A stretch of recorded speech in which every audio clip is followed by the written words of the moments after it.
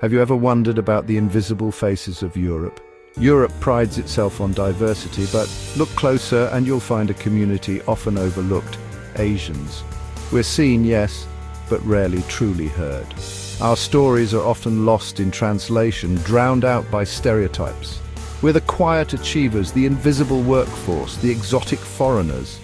But behind these labels lies a rich tapestry of experiences, both positive and painful. This essay seeks to amplify those often silenced voices.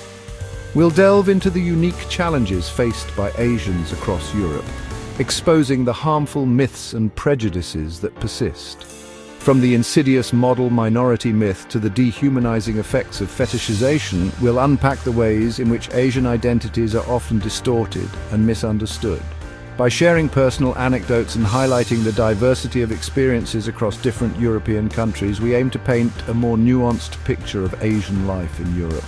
This isn't just about highlighting struggles, it's about celebrating resilience, challenging stereotypes, and ultimately advocating for a more inclusive Europe where every voice is valued and heard. One of the most pervasive stereotypes attached to Asians is the model minority myth. We're often lauded for our work ethic, academic achievements, and supposed passivity. On the surface, this might seem like a compliment, but scratch deeper and you'll find it's a double-edged sword. This myth sets unrealistic expectations and ignores the struggles many Asians face.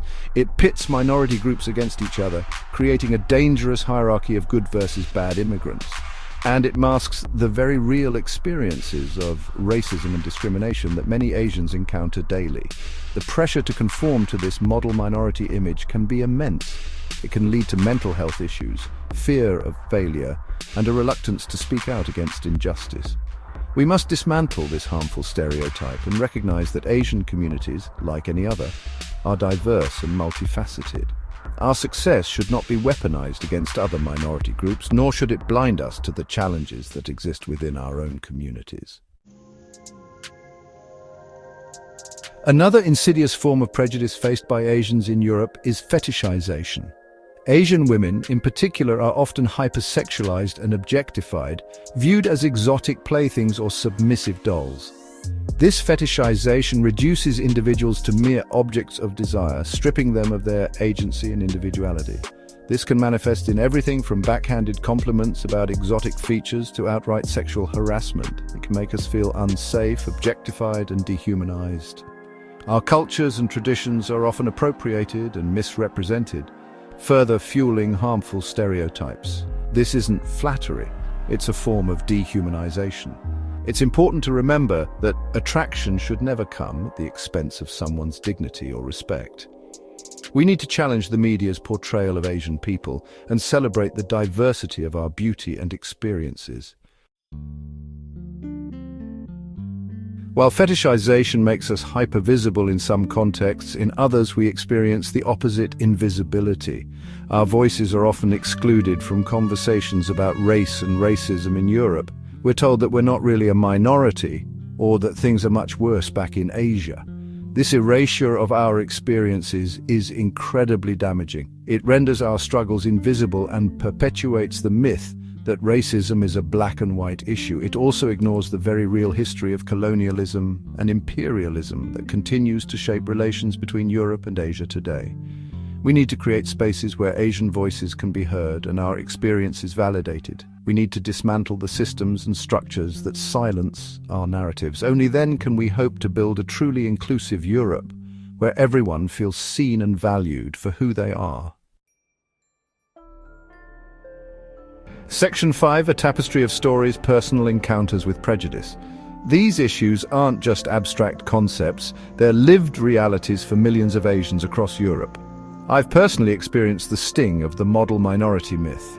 As a child, I was constantly praised for my academic achievements, but I also felt immense pressure to live up to those expectations. It wasn't until much later that I realized how this pressure had impacted my mental health and self-worth.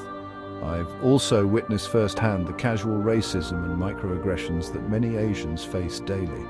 From being asked where I'm really from to being told I speak English so well, These seemingly small interactions can chip away at your sense of belonging and make you feel like a perpetual foreigner in your own country. These are just a few examples of the countless stories that deserve to be told.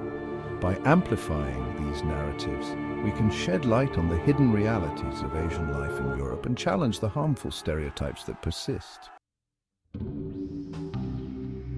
Section 6. Beyond the borders, diverse experiences across Europe. It's important to remember that the Asian experience in Europe is not monolithic. Experiences vary greatly, depending on factors like country of origin, immigration history, language skills, and socioeconomic status.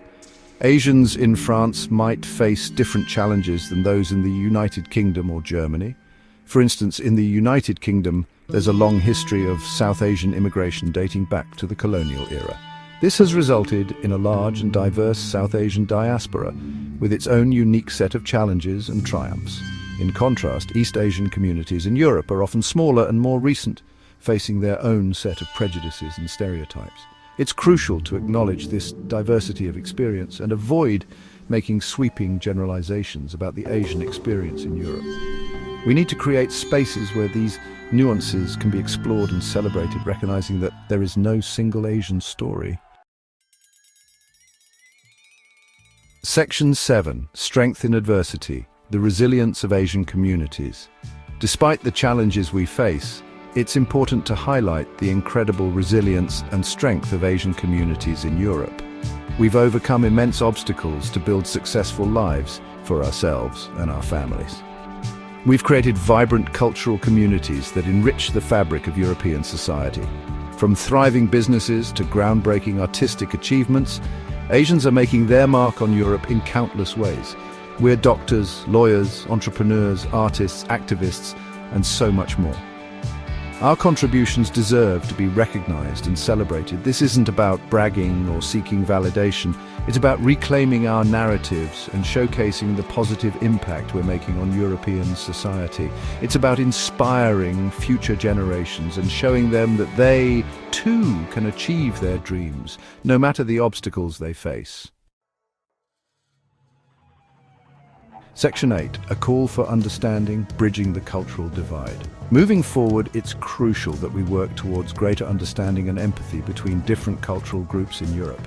This starts with education and open dialogue. We need to challenge our own biases and prejudices and be willing to listen to and learn from those who are different from us. It's also important to support organizations and initiatives that are working to promote diversity and inclusion. This can include anything from donating to anti-racism charities to volunteering at local community centers. Every little bit helps. Ultimately, building a more inclusive Europe is a shared responsibility. It requires all of us to be active participants in dismantling racism and discrimination in all its forms. It's time to move beyond simply seeing Asian faces to truly hearing our stories and valuing our contributions to European society. Section 9. Conclusion towards a more inclusive future.